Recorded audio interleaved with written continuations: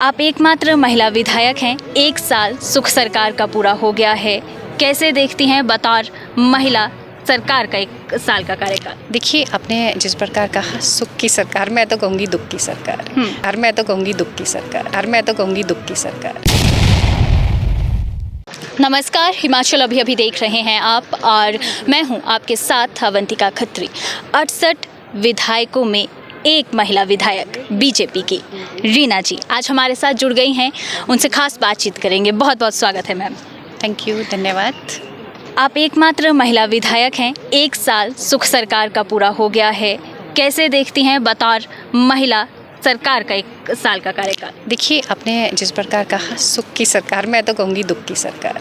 दुख की सरकार इसलिए, 1 वर्ष में अगर मैं अपने पच्छाद विधानसभा क्षेत्र की बात करूँ, वहाँ पे कुछ भी कोई भी कार्य नहीं हुए हैं और भारी बारिश के कारण जो हमारा नुकसान पच्छाद विधानसभा क्षेत्र में हुआ था और वहाँ पर जो राहत राशि मिलनी थी वो भी उसमें भी पक्षपात हुआ है। तो मैं कहूँगी कि ये सुख की सरकार नहीं, दुख की सरकार है। जी, महिलाओं को लेकर सर मैम यहाँ पर अगर हम बात करें, 1500 की गारंटी सुख सरकार ने दी थी और विपक्ष लगातार उस गारंटी को कहीं ना कहीं मुद्दा बना रहा है। हालांकि सरकार ये कह रही है कि हमने शुरुआत कर दी है। आप कैसे देखती? कौन सी शुरुआत की आप बताइए।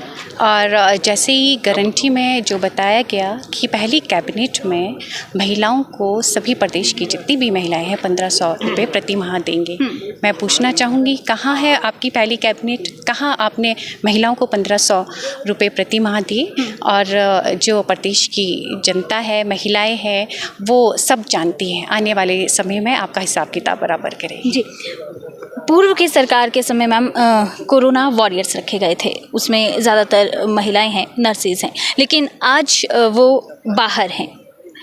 क्या कहना चाहेंगी? कहीं ना कहीं आपकी सरकार ने भी वादा किया था आउटसोर्स पॉलिसी का, लेकिन वो भी पूरा नहीं हुआ और अब सुख सरकार में भी चीज़ें वैसी की वैसी हैं। देखिए, मैं कहना चाहूँगी अभी भी चर्चा में मैंने आउटसोर्स कर्मचारी के विषय में मैंने अपनी बात रखी है और आप जिस प्रकार कह रहे हैं कि अधिक उसमें संख्या महिलाओं की है, बेटियों की है।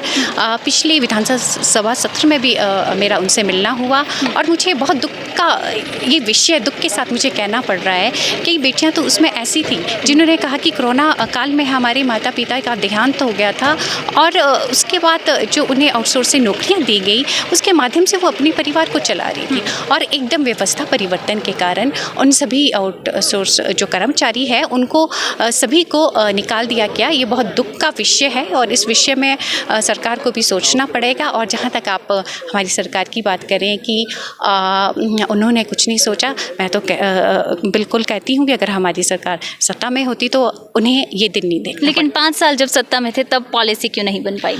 देखिए, काम सब धीरे धीरे होता है और इसके लिए भी कहीं ना कहीं सरकार ने सोचा था कि आने वाले समय में हम ज़रूर कुछ ना कुछ करेंगे। जी, एक आखिरी सवाल मैम, देश प्रदेश में अगर हम बात करें, लगातार महिलाओं के खिलाफ जो अपराध हैं वो बढ़ रहे हैं।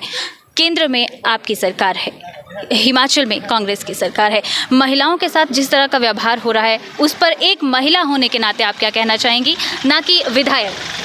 देखिए, एक महिला होने के नाते मैं इतना ही कहना चाहूँगी कि जो महिलाएं हैं वो समाज का आधा हिस्सा है और कहीं ना कहीं कमज़ोर कानून ही मैं कहना चाहूँगी। जो इस तरह से वारदात जो हो रहे हैं ये बहुत ज़्यादा गलत बात है। इसमें महिलाओं के लिए हमेशा महिला के पक्ष में मैं हूँ और जो भी मेरी भूमिका इसमें रहेगी मैं अपना पूरा योगदान दूँगी। जी, बहुत बहुत शुक्रिया। Thank you. तो सुना आपने क्या कुछ यहाँ पर कहना रहा एकमात्र महिला विधायक। आउटसोर्स कर्मियों के मसले पर साफ तौर पर कहा कि पॉलिसी बननी चाहिए। हालांकि बीजेपी सरकार के समय में ये पॉलिसी क्यों नहीं बनी, तो उनका सीधे तौर पर यह कहना था कि हर काम धीरे धीरे होता है। और वहीं महिला अधिकारों की बात करें या महिला सुरक्षा की बात करें तो उनका साफ तौर पर यही कहना है कि कानून कमज़ोर हैं और वही कमज़ोर कानून अगर उनमें थोड़ा सा बदलाव हो, कानून को मजबूत किया जाए, तो शायद जो महिलाओं के प्रति अपराध बढ़ रहा है, चाहे देश की बात करें, प्रदेश की बात करें, उस पर